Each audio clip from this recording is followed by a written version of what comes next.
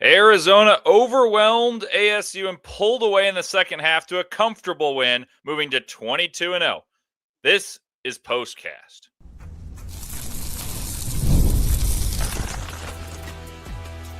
You are Locked On Wildcats, your daily podcast on the Arizona.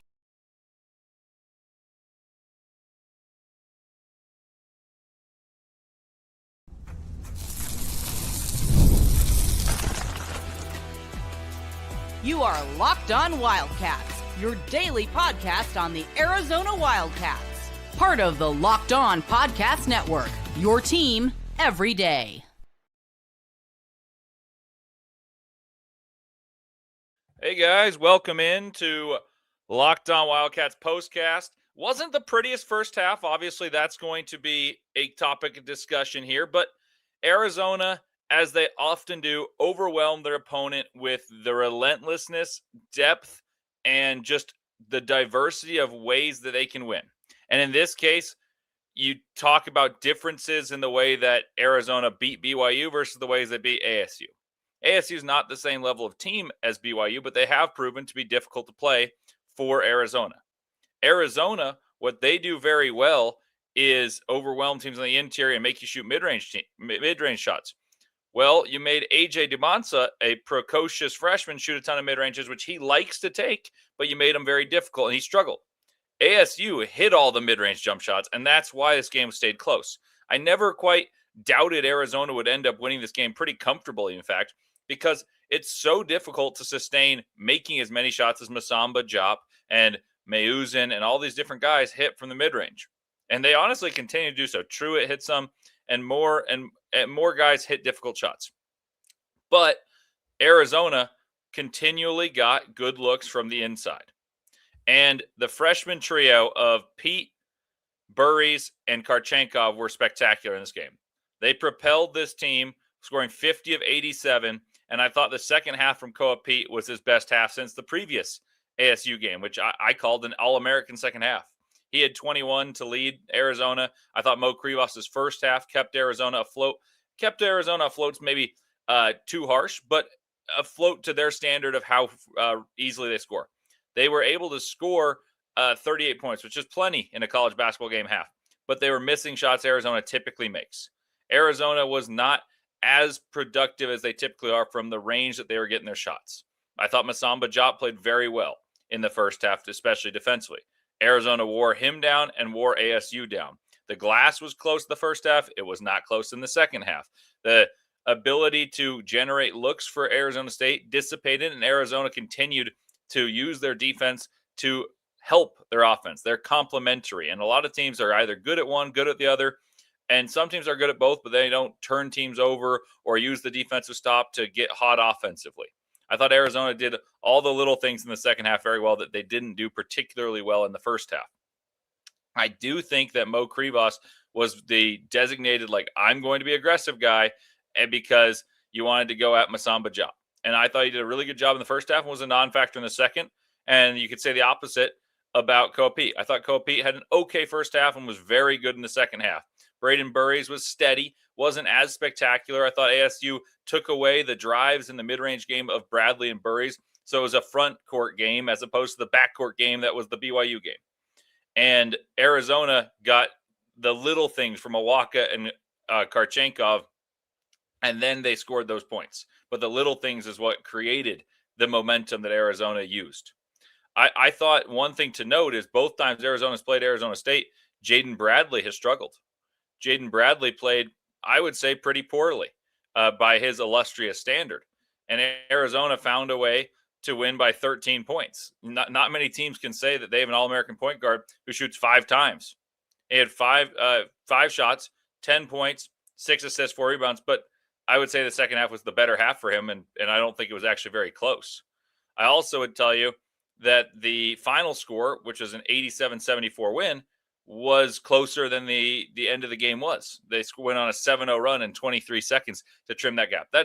That's unimportant to the grand scheme of things, but for those of you who are going to look at the preview that I did and say, well, that it was way closer.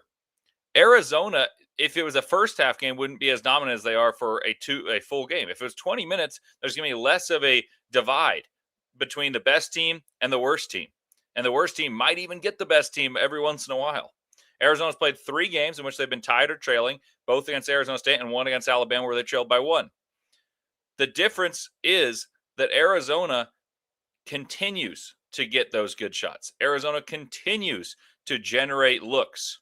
Arizona continues to suffocate you defensively and make you shoot difficult shots.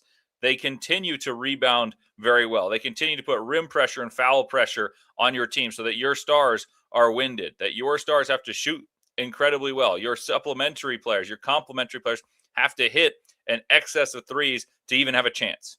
And Arizona, I don't think, played particularly well and won by double digits and running away from ASU, who is underwhelming in terms of record based on their talent level. And they have guys, their best guys in terms of talent level, Masamba Diop being number 1, and some of their other bigger, longer guys are built well to defend against what Arizona does well. And I mentioned I didn't think Bradley played particularly well. I thought Krivas was not a factor in the second half. But you look at the starting lineup, and the balance wears through. It wears a team down, and it shines through. 10 points from Bradley, 17 from Burries, 12 from Karchenkov, 21 from Peat, 15 from Krivas. The starters do their thing. And then you get added gravy from Tobe Awaka off the bench. Aristote and Del Orso didn't do very much. Arizona, once again, I didn't feel like they were particularly good offensively. They missed a couple bunnies early. 51% from the field. They went 36% from 3. They hit their marks. They do it no matter how you play them. They find a way to hit their marks. Arizona also was able to score 21 points off of turnovers. And to me, that was the differentiator that put Arizona into a new gear where no one could stay with them.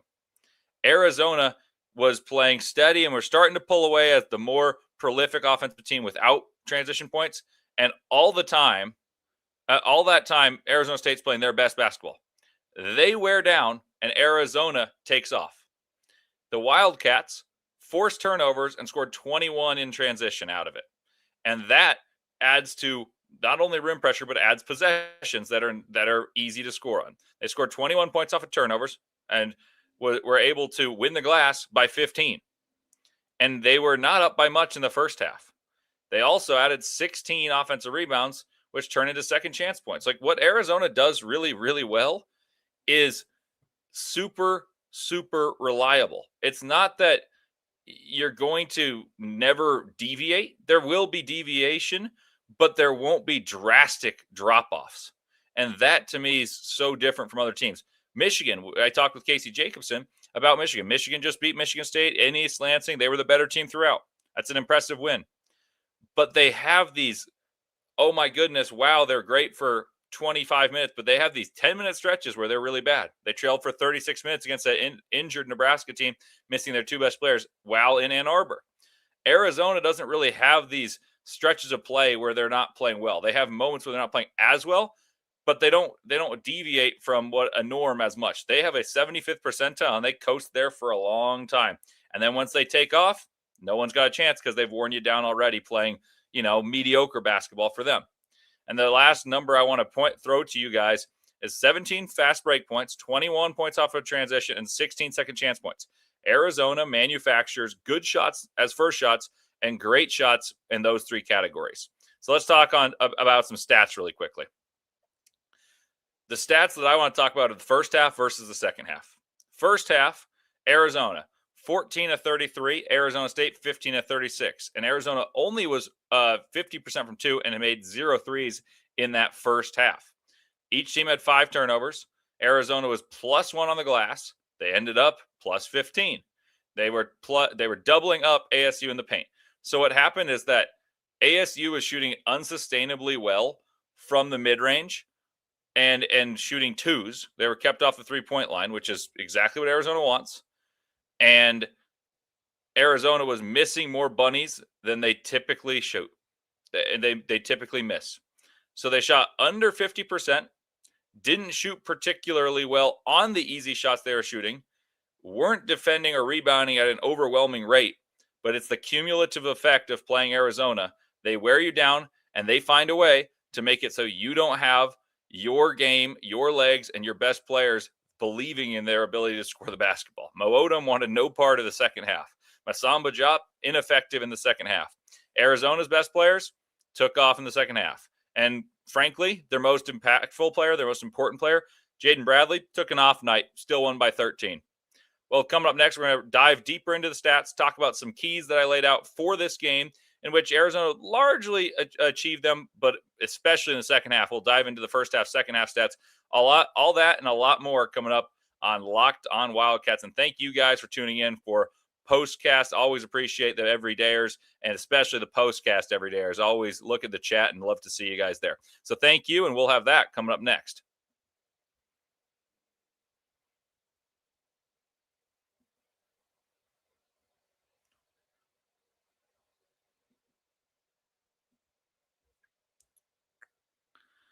Well, this is the last call for football on FanDuel. One final Sunday, one last kickoff, the last chance to get in on the action before the NFL comes to a close. It's the Seahawks, the Patriots. You guys know that.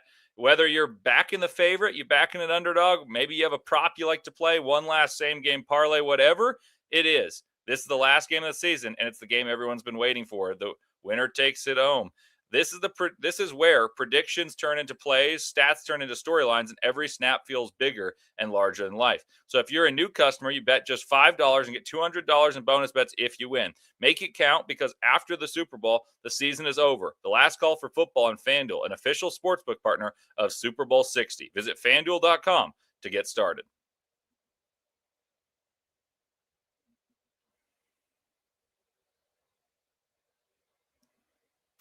Welcome back, everyone. Leif Thulin with you here for Postcast.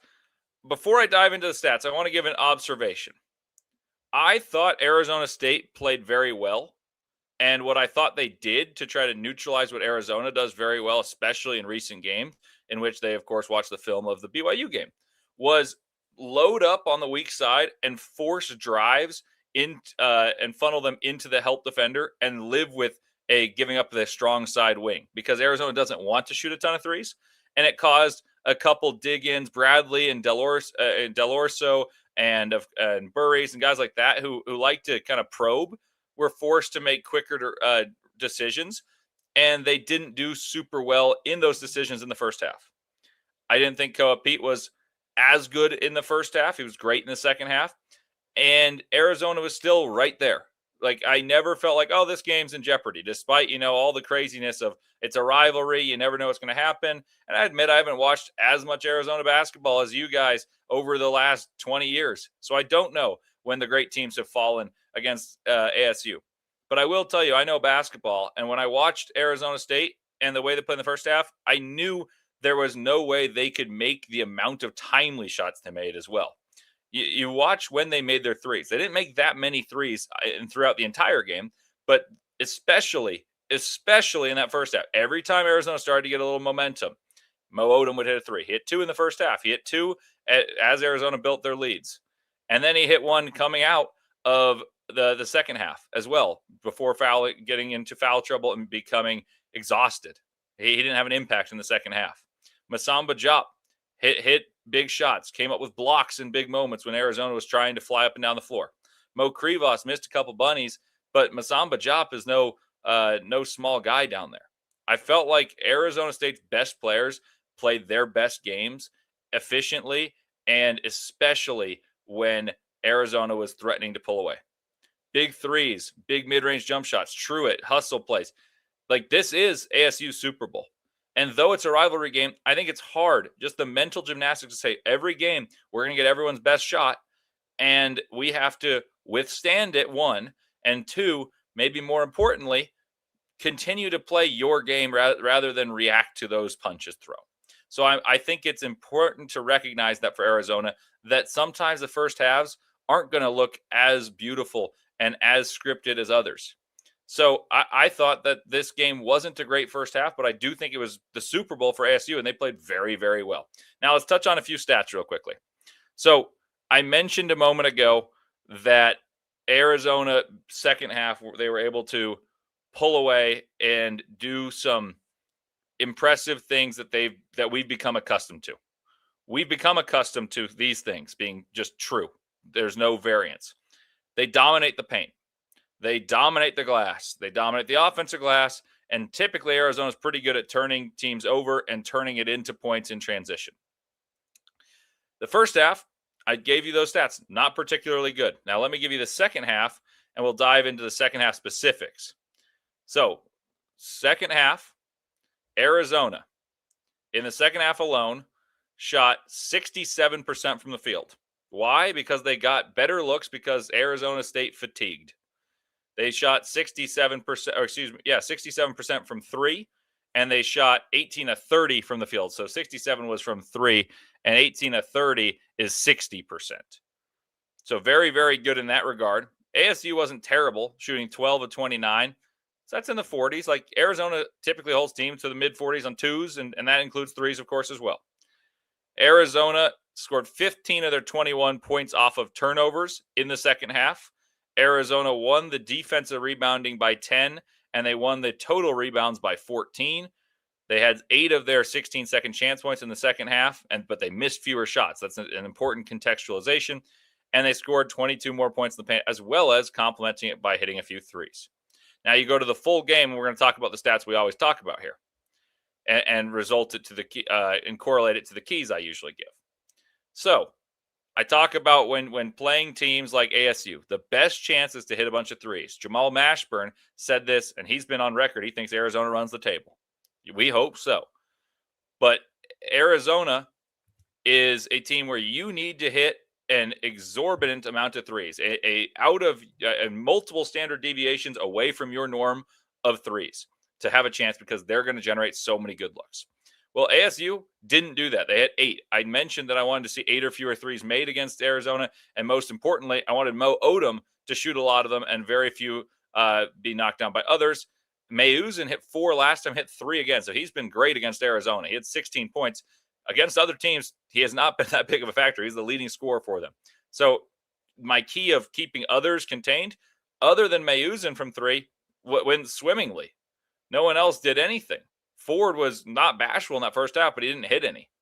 Peat hit 2 threes for Arizona, and that obviously helps. But Arizona was only outscored by 12 from 3, and if you're only outscoring Arizona by 12 from 3, odds are you're going to lose by double digits.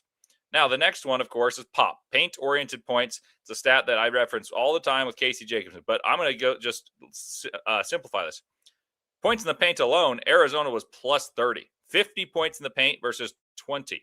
What that signifies is, though they only hit 8 threes, that means they hit a bunch of 2s. What that signifies is those 2s were difficult 2s. They were long 2s, and 2s you typically, analytically, would not want to shoot. But Arizona makes you shoot. Arizona makes you shoot these 2s because Mo Krivas looms down low. Peat walls up. Tobe Awaka walls up and makes you shoot from further than you typically would like to. So they had 8 times 3 is 24. 24 points from 3, and the rest of their points came from 2 or the free throw line. They only made 12 free throws, so that's 36 points. They scored 74. The rest were 2s, so they had 20 points in the paint, and that leaves 30 more points, or 28 or something like that, scored on mid-range jump shots. You're going to win, even if they hit a lot of them, which they did. As for Arizona, they scored 50 points in the paint and made 19 free throws. That's 69 paint-oriented points. Points in the paint plus free throws made. And if you score 69 paint-oriented points, you are going to win, because then all you need to do is hit 2 threes and you overcome the number of points total that Arizona State scored. And once again, I thought Arizona State played well. So they achieved their goal there. That was well done. Now, the rebounding was important to me in this one because Arizona dominated the glass last time, winning by about 20 on the glass. And this time they were plus 15. And it was a tale of 2 halves. They were plus 14 in the second half and only plus 1 in the first. Coincidence? I think not, that they ended up winning this game by double digits, especially pulling away in the second half. It makes total sense. Arizona's big, they're physical, and you give them your best chance for a half, but you can't stick with them for longer than that. And I think Arizona played an okay game.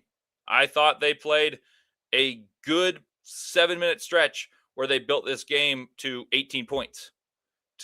That was a good 6-7 minute stretch. I don't think the stretch before that was even that good. I just think that Arizona State was bound to regress. I think Arizona was bound to progress to the mean, and Arizona State was bound to regress to the mean. That happens in basketball, and that's why Arizona's so good, because they dependably score, and it's not just one guy. Bradley, until the final 4 minutes of what he played, didn't do much in this game. For the first half, Koa, Peat, Bradley, and Burries were not impressive. In fact, I'll find you the exact statistics of what they did in that first half. In that first half, Koa, Peat, got to get this to load for the half specific. Here we go.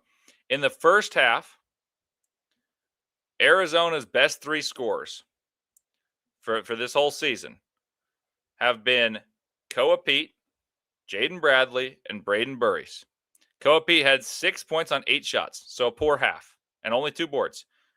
Burries had 8 points on 4 shots, 2 of 4 shooting, so not prolific. He just made free throws. And Jaden Bradley was 2 of 2 of the line, 0 of 1 from the field. That's not a good half, and you're tied in a half where ASU got 12 points out of their best player, which typically Arizona makes best players really inefficient. And that was a 50% shooting half from Odom. They also got 6 points and great defense from Assam Bajap. They also got 6 points from Santi Truitt, and Mayuzin was efficient the whole game. So once again, Arizona was bound to improve because, Krivas, though he's capable, is not typically the main source of offense. Bradley, Burries, and Peat will be that. They're going to get better in a half where they struggle. They're going to improve. And so I felt like that was pretty normal, that Arizona was going to win this game. I never really felt much doubt, very little hesitation. And then the last key that I typically talk about is turnovers and possessions. And Arizona State last time, I believe it was Arizona won the turnover battle by 1. This time they lost the turnover battle by 2. However, if you look at points off of turnovers, which are cheapies, plus 11. That really matters because ASU desperately needs the chance to score baskets against a non-set defense. They desperately need free throws and stuff like that. And Arizona shot more free throws. And in the first half, Arizona went to the line double as often. And that makes sense. And, you saw the BYU fans whining, oh, how did Arizona shoot so many more free throws? Well, I'll tell you the answer. They shoot a ton more twos. They also were leading in that game, and therefore there was forced fouls. So they shoot double as many free throws because Arizona makes you shoot 18-footers, and Arizona shoots 45% of their shots from 4 to 5 feet away. And therefore, you're going to get fouled. Tommy Lloyd boiled it down in his press conference at Utah. He answered my question. I said, you clearly have a big team. College basketball now is about size, rebounding, possessions. And Arizona's the best at it this season. A couple of years ago, it was UConn. Last year, it was Florida. And you look at all these teams that are the best in the country right now. Michigan's enormous. Arizona's enormous. Duke is enormous. They all play 2 bigs. Those are the best teams in the country. UConn's right there, too, and they are big as well. And they have 2 bigs. They don't always play them together, but they have 2 bigs. Essentially, you need to maximize that interior presence and turn it into rim pressure where you shoot a ton of shots that are high percentage, and all those teams shoot well over 50% and upper 50s, in fact, for most of those, from very close to the hoop. And other than that, you then need to turn that pressure into free throws. And therefore, you're going to score. And you're also going to get rebounds and make teams really work to try to score on their first attempt as many as you shoot on 2 attempts. And spoiler alert, doesn't work. Best 3 teams in the country right now, by KenPom, by eye test, by watching, just looking at records, I should say, are Arizona, Michigan, and Duke. And I honestly haven't been that impressed with Duke. But anytime you've got one loss and you've played the non-conference schedule they have, you're pretty good. Recipe's pretty simple. Be big, be physical, ruin the glass, and get good looks. And that's what Arizona does better than anyone else. 22-0, most wins in a row. The 20-0 start before BYU was the best since 21-0. Well, we have eclipsed that since the 2013-14 season. It is the best team in a long, long time. We'll touch on that and what's next in Big 12 play coming up next on Postcast.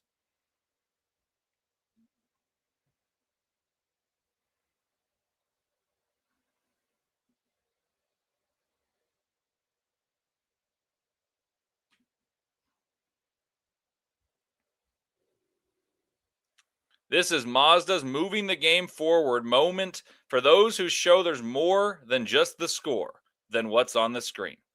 Koa Peat stepped up today, particularly the second half. He had 21 to lead the Wildcats. And these are the type of performances that remind us of what it takes to raise the bar. It's that extra work off the court, dialing in every detail, giving it that extra fire, that grit, and I never quit mentality. We put that same passion into every model, highlighting that, making highlights that make the reel.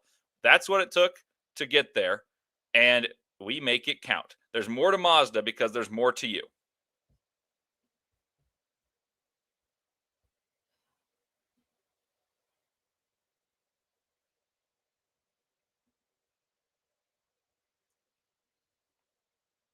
All righty, welcome back into Locked On Wildcats. Leif Thulin with you here. Thank you guys to who are listening. Tyler's always in here. We got Young Wiz, guys that are often in the in everyday's comments, but especially the postcast. I really appreciate you guys. So fire away some questions. I'll answer if I can. I'll be looking and I'll put them on the screen if there's some good questions. But what I want to take the time to do is not overlook ASU. It was a win that we expected. Maybe some of you guys were pessimistic and saying, oh, it's not going to happen because it's the rival. You can't overlook a team. But what I want to point out is it's not terribly overlooking a team when you have the confidence of even a good game or a mediocre game gets you into competition. So if you play well at all, you're going to end up winning. That's how I feel about Arizona. There are levels to it. Of course, like you play well against Houston, you may not get the win. You got to play really well at Houston. You got to play really well in some other games. I didn't think the BYU game was like an unbelievable level, but the steadiness versus their lack of steadiness was typified.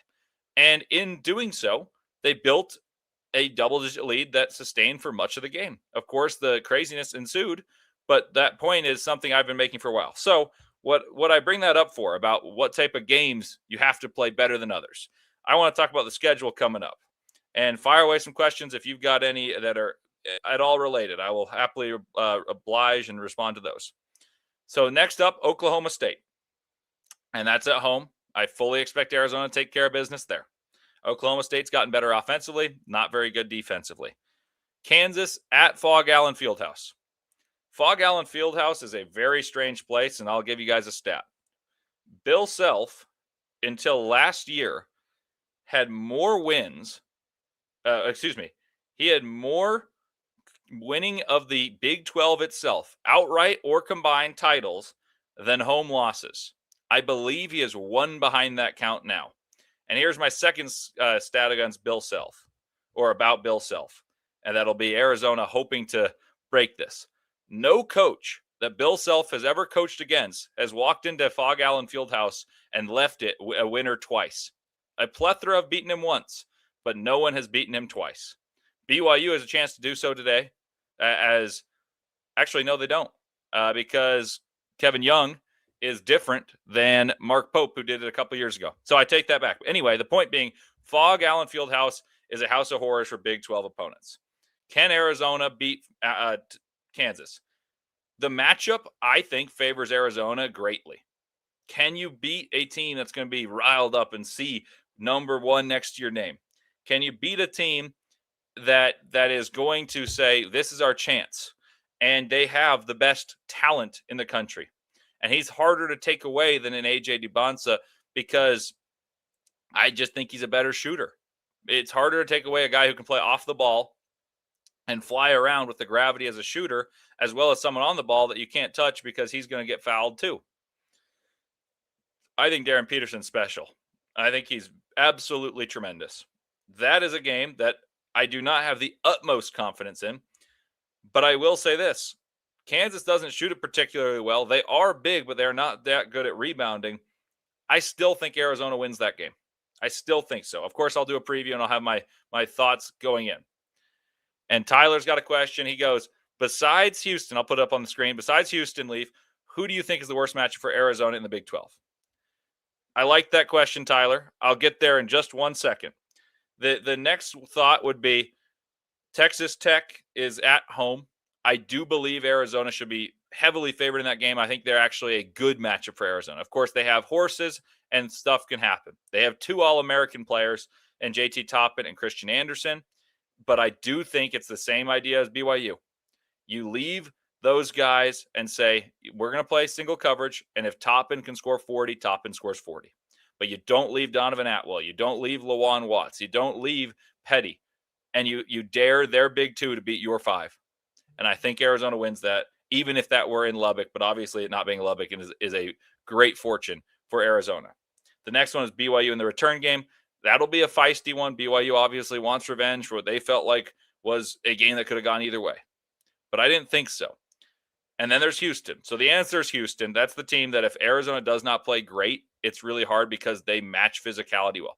That said, Houston's weaker on the interior this year. Their backup bigs are not very good. They have one dynamic scorer, and Milos Uzan, who is playing the two now next to Kingston Flemings, who's the dynamic scorer. It has impressed me a lot last year, but he has not impressed me this year playing the two guard. So you got to hope that that Kingston Flemings is a little off, feels the pressure of Arizona's size, or better yet, you take away a three ball from Emmanuel Sharp and you win a low scoring game. That one there will be very little margin for error. But matchup wise, Tyler, I think the worst matchup other than Houston is probably Iowa State because they force turnovers. But that's the only reason. That's the only reason. Iowa State's on March 2nd. I don't want to go through each and every game. And it's at home. I do think that Iowa State only has three guys I'm really scared of.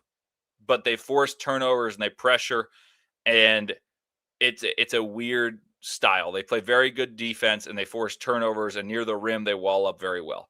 The same goes the other way, though. Iowa State's going to struggle with the size of Arizona. That's why they lost to Cincinnati. Cincinnati was able to use their athleticism, which is top level. They're not very skilled, but they're very top level athletic in the front court.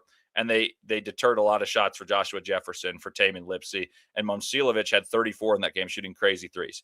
Put Karchenkov on Momcilovic, make his three ball a little bit less, I won't say effective because he is shooting 50+% still. But it just makes it harder.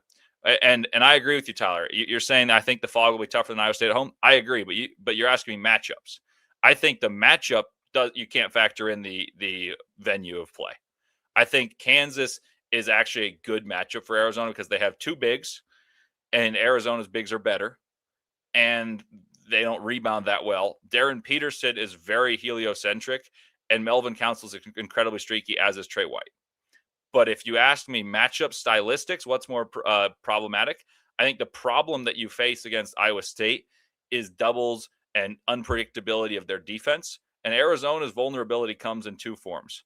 It's turnovers. It's chaos. Because in a game that's well scripted and doesn't have a ton of chaos, Arizona is going to physically overwhelm teams. So other than Houston, the hardest matchup to me stylistically is Iowa State. But if it's at McHale, I feel a lot better than I do at Fog Allen Fieldhouse. So I'm with you there. And then I got one more question in here, and this will be the final one. The at KU game a week from Monday is brutal, given it is 2 days after Oklahoma State at home. Isn't there anything that can be done to point out this type of disparity in scheduling? I will say I thought it was unfortunate that Arizona had to play at BYU after 2 days. I think this happens to everyone. I do think happening 2 out of 3 weeks is brutal, and it makes it harder. But I will say it's Big Monday. It's ESPN, and it is a great thing to have that exposure to the world. I know Arizona's number one, so there's plenty of exposure. But playing these big premier matchups enlightens the world to how good Arizona is. And they play on ESPN, recruits see them. All this different stuff. And I'm not someone who's going to shill and say, okay, like this is what is the reason for it is. I don't know, but I think it is to put the best teams forth on national television. I believe that Kansas is going to be a top 10 team by the time Arizona plays them. And actually perfect timing, Tyler. I was about to ask, does anyone know the score of Kansas beating BYU? Because I think Kansas does beat BYU in this matchup. I think it'll be a lower scoring game. I have no idea the score, but I think it'll be a lower scoring game than people anticipate. And you're going to see a lot of isolation between AJ and Darren Peterson and kind of worse team basketball. But I think Kansas is a better defensive team than BYU, and they're in Fog Allen Fieldhouse. But I do think there's a disparity in scheduling. We only know it because it's the Arizona team. There's other teams that can have that same gripe, that they travel all the way to the East Coast and then come back further west and play Arizona. I'm just giving that as an example. It happens for every team. You just got to go out and play who you're supposed to play and play where you're supposed to play and when you're supposed to play. And Arizona has done a great job of playing. They've done a great job of minimizing distraction, and I expect them to continue to do so. Arizona is a great basketball team. This is the best team that I've seen other than Baylor in 2021 in a while. And the only one I'd put next to them is UConn. UConn, the second year that they won. The 2024 UConn team and the 2021 Baylor team are the best teams from the past 5 years. And your Arizona Wildcats are right there. Well, thank you guys for tuning in. Arizona, another big win. Beat the Sun Devils twice. That's a lot you can be thankful for, and you certainly can be thankful for an amazing team in the Arizona Wildcats. Thank you guys for tuning in. I'm sure thankful for you guys, and I'll see you guys with the show about this win as well as preview for Oklahoma State. And I've got another guest coming for you next week. I met Ryan Hammer at the Arizona BYU game. He said he would be willing to eat crow. If you guys, the everydayers from the very beginning with me, remember I had Ryan Hammer on, and I said, I think Arizona is going to be a top 10 offense, a top 20 defense, and a top 10 rebounding team. And I asked him, could they be in the trapezoid of excellence? He said, well, considering I got them 6th in the Big 12, and it's really hard to be good on defense if you play fast, no. Well, they're the number 1 team in the country. They're top 5 in offense and defense. They're top 10 in rebounding and pace. They're not quite top 20, so I was technically wrong on that, but they're not far off. He said he's willing to eat crow, and he's going to tell you guys why this team's way better than the 2022 Arizona team, the first year of Tommy Lloyd. Thank you guys for tuning in. Always appreciate you guys, and it's been a pleasure watching this team, and I hope to continue a great season. Undefeated right now, hopefully some more big-time wins. Great time, as always, with you guys. Bear down.